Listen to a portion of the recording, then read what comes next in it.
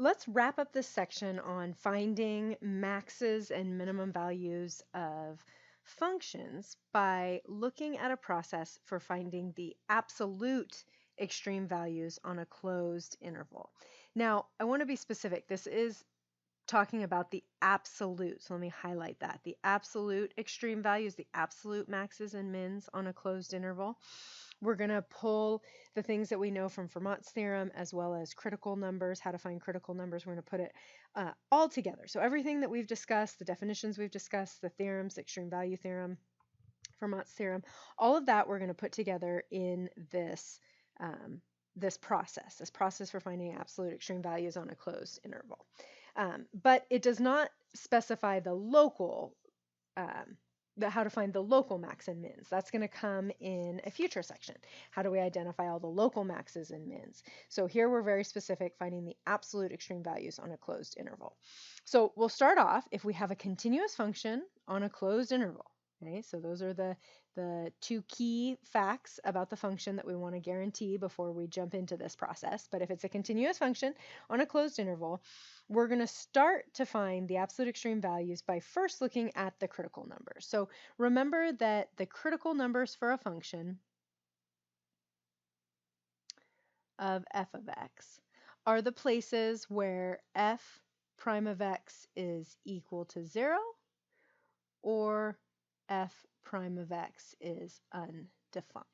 So those are the two places that we need to find. So we have to find the derivative, so the critical numbers that we're looking for when we say find the critical numbers, we are talking about finding the values of c. I should put c, well, I'm just going to write x's in there, that we're going to have potentially more than one. So these are the places where we get values c1, c2, c3, where the derivative is either equal to 0 or the derivative is undefined. So kind of just pulling together all of the things we've talked about in this section so far.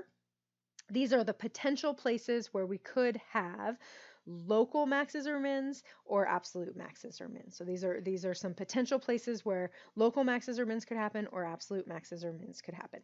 Absolute maxes and mins can also happen at the endpoints. So what we're going to do is then we're going to take all of these values that we find and the two endpoints, A and B, and we're going to make a table so that we can compare the actual heights, the actual values of the function, and see which is the highest and which is the lowest. So then we're going to compare values of the function, the output values, compare output values, y values of the actual function. So notice that when we make our table, we're going to also include the endpoints. So we have to include both the endpoints and all those critical points. So we take our two endpoints, A and B, and take all of our critical points, critical numbers. We'll just call them critical numbers. Find all of the critical numbers and compare those to the two endpoints in a table to figure out what is the absolute max, what is the absolute min. So what we're doing here is basically creating a table of all of the possible places where our absolute extreme values could occur, and then we're figuring out which of those is the actual absolute max and which of those is the absolute min. All right, so that's the process. I'm going to go ahead and work through that process on this example. So if we have an example, we want to find the absolute max and min values of a function. Let's look at this function for a second. It's the square root, which is just a constant, square root of 3, constant times x plus the sine of x. This is continuous on negative infinity to infinity. It's the algebraic combination of a linear function plus a trig function that will be continuous across the entire number line. So it is definitely continuous on a closed interval, which means I can use this process. If we have a continuous function on a closed interval, I can figure out, I know it has to have a max and a min by the extreme value theorem, and I can figure out where those must occur by comparing the critical numbers, the values of the function at the critical numbers against the values of the function at the endpoints, and figure out which of those has the absolute max and absolute min. So we'll follow the process. The first thing we have to do is find all the critical numbers. So we'll find the critical numbers by figuring out, again, just a quick reminder, critical numbers are going to come from when the derivative equals 0 or when the derivative is undefined. So let's take a look at the derivative and figure out when we have critical numbers. So f prime of x. Again, remember that the square root of 3 is just a constant. So when I take the derivative of x, I get 1. So I get the square root of 3 plus 2 cosine of x. Okay? And that's my derivative. Then I need to think about when is that derivative equal to 0 or when is that derivative undefined. So let's just think for a second. The square root, if we look at this function right here, the square root, I always kind of going to check in on that undefined real quick because it's going to be a quick answer on this one. This particular function is simply a cosine curve. It has an amplitude of 2 and a vertical shift of root 3.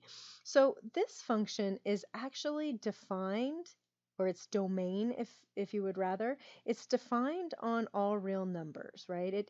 It has no places where the function is undefined, where the derivative is undefined. There are no places where this is undefined. So we could say that this function is never undefined, right? That's why I'll just cross that off. But of course, if it had the potential to be undefined, if we had a division with a variable in it, we'd have to consider where that would be 0. You know, there are definite places where this could have a derivative that is undefined. Just not this particular one. We're not going to get any critical numbers from that second condition where the derivative is undefined, because the derivative is actually always defined. Okay, on the other hand, though, this derivative will equal 0 at specific values. So let's take a look at when that occurs. So the square root of 3 plus 2 cosine of x, when would that be equal to 0? Well, that would be equal to 0 when the cosine of x equals negative root 3 over 2. So I subtracted the root 3 and divided by 2, did that all at once. So when does that occur? Well, that occurs at an infinite number of places, and they are, when the cosine is a negative root 3 over 2, that's going to be at 5 pi over 6. And I'll add in the period here in a second, 7 pi over 6 as well. I had to just double check my unit circle real quick. So 5 pi over 6 in my head, I was, you didn't see my hand, but my hand was moving around the unit circle. So 5 pi over 6 and 7 pi over 6. And every period of the cosine,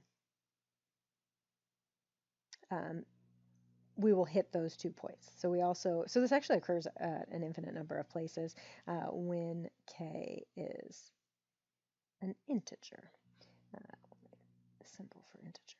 Now, a little more specific, and it's not on the screen right now, but we were actually restricted, right? We're on a closed interval just from 0 to 2 pi. So on 0 to 2 pi, on the interval from 0 to 2 pi, there are just the 2 values, 5 pi over 6 and 7 pi over 6. And just wanted to mention, though, if we were looking in general for critical numbers for this function, not on a closed interval, not on a specific interval, or maybe on a more expanded interval, then we would have repeats of these.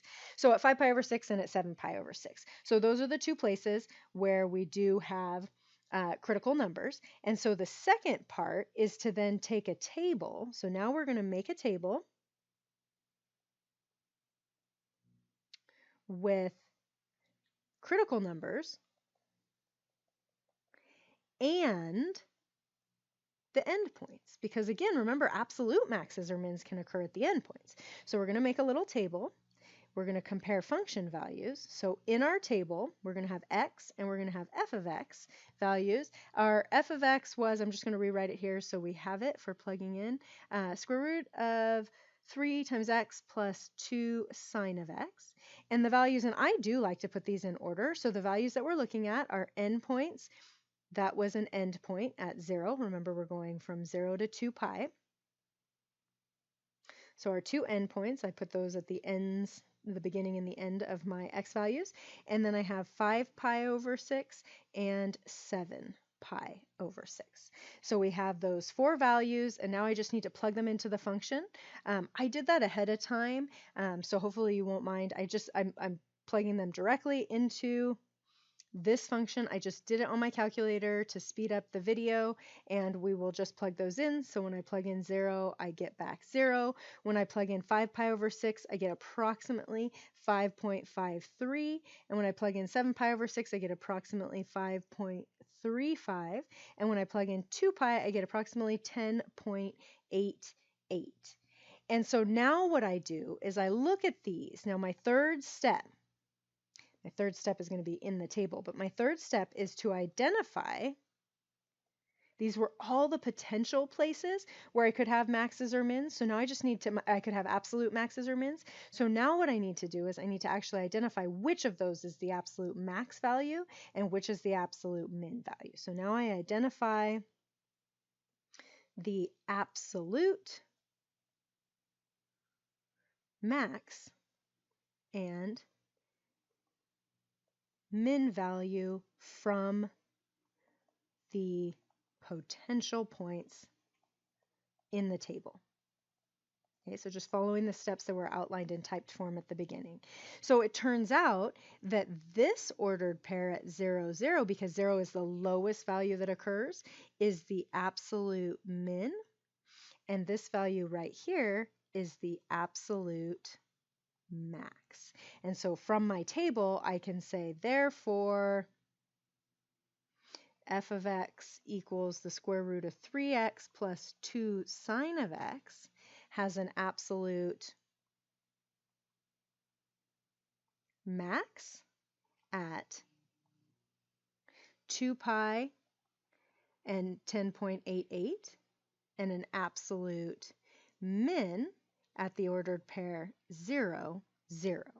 And now I just want to jump over to Desmos and show you that exact same function in Desmos, and we can identify where that absolute max and min are. So I just threw this into Desmos real quick. I just put in the function that we were just looking at, root 3x plus 2 sine of x. We were looking at it from 0 to 2 pi, so if you just, I didn't actually even restrict it, but if you just look from 0 to 2 pi on this graph, you can see how we've got some local maxes and mins, right? There's some bobble in the function there, but you can see that it is the endpoints that are dictating on this particular case, the absolute max at 0, or absolute min at 0, 0, and absolute max at 2 pi. So right there at that 2 pi, and we already figured that out, that it was about 10.88, and this point over here at obviously at 0, 0. But you can see that there's kind of some interesting right there. There's that 5 pi over 6 that we looked at, and right there's that 7 pi over 6. There are some places where we have horizontal tangent lines, right? The derivative was equal to 0. But those particular points are actually going to end up being local max or mins. We can figure that out and add in some more tools in a future section coming up. But for now, we can at least identify where the absolute max and the absolute min were occurring at. Okay, so let's wrap this video up with just one more quick example of doing the same thing that we just did. Let's take a function and let's determine the absolute maxes and mins on a closed interval. So this particular function is not defined across the whole rails, but this function has a domain. Right, we have that logarithm. So the domain here is from 0 to infinity, and it will be continuous on its domain. So this function is continuous, and this is a closed interval. Now, not only is it a closed interval, but that interval is within the domain, right? So of course that would be an issue if we were looking at the function outside of the domain. But this function is a continuous function on this restricted closed interval. It's continuous actually from 0 to infinity, but we're only looking at it from 1 to 10. So if we want to find the absolute maxes and mins, so that is the goal. The instructions are the same as they were for the previous example, which is find the absolute max and min value or values on this closed interval. So the first thing that we want to do is we want to find those critical numbers. So let's go ahead and find all critical numbers. So find the critical numbers. So remember the critical numbers again, kind of a broken record bit today. The critical numbers are from when the derivative is 0 or when the derivative is undefined. So we have to figure out what the derivative is and then figure out when it is 0 and when it is undefined. So let's take the derivative. This is going to be, of course, quotient rule. So take the derivative, and the derivative is going to be 1 minus the natural log of x over x squared. So now we have to think about, well, when would that be equal to 0, and when would that be undefined? Okay, I said equals undefined, but it's better to actually just say is undefined, because you can't really equal something that's undefined. Let's talk about that undefined piece for a second. So when would this be undefined? This is an example of one where we do have some potential values out of this derivative that would create a undefined value, right? We have division. We have to be careful of division of 0. So when would this function be undefined? Well, it would be undefined when x squared equals 0, or when x equals 0. But notice that that is, one, outside of the interval. It is also outside of the domain. So we could say outside, doesn't matter in this case because it's out of both of them, but this is outside of the domain of f of x, and obviously outside of 1 to 10. So it's outside of, so it ends up not being a critical number. So it's not a critical number. It's not a critical number for us because it's outside of the domain. But it is worth looking at, right? Because what if it had been in the domain or within the closed interval? So we do have to consider that. Now let's think about, when would the derivative be equal to 0? Well, that's going to occur when the numerator, when 1 minus the natural log of x equals 0, or when 1 equals the natural log of x, or when e to the first, take the exponential of both sides, right? Exponentiate both sides so we can get rid of that logarithm, or use the properties of logarithms and inverses. So that's going to occur when x is equal to e. Now remember that e, little note, e is about 2.718, and so that is definitely within the interval. So that is in our interval from 1 to 10. So we definitely, it's in the domain and it's in the interval, so we definitely need to consider that when we're making our table. So now the next thing we do is we say, okay, let's make a table. So let's make a table. I'm going to abbreviate the instructions here and just say make a table. It's going to include the endpoints of the interval and any critical numbers that fall in that interval. So we've got x, and then our f of x, which was ln of x over x for our table. Our endpoints, we are starting at 1, and then we're ending at 10, and then we have that one critical number in the middle. So we put our two endpoints, always have the endpoints in the table. And because, again, remember, absolute maxes and mins can occur at those endpoints. And then this time we actually only had one critical number altogether, but certainly only one that fell in the interval. So there's our critical number. So we put all those values in, and then again, just sort of, well, this was an easy one we could plug in without the calculator, but I did actually list them out ahead of time. So 1, if I plug in 1, obviously I get 0 divided by 1, so that's 0. If I plug in e, I get 1 on top, 1 over e on the bottom, which is approximately, because it's good for comparison to have the decimals, so 0.367. And when I plug in 10, I get the natural log of 10 over 10, which again, approximately 0.23. And now the third step is to find the actual maxes and mins, the absolute max and min values. So now we actually identify or find absolute max mins achieved. Okay, so come over here and say, what is the highest value this function achieves? It's kind of a small little function, but this is going to be our absolute max, and this point at when we get to 0 is our absolute min. And so we can summarize that this function, f of x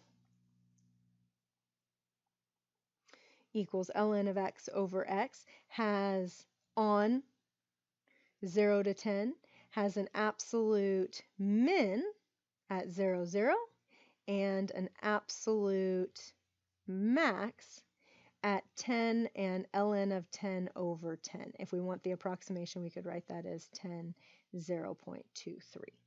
and that is our answer. We've identified where the absolute max and the min are for that function on that closed interval, the absolute max and min of that function on that closed interval.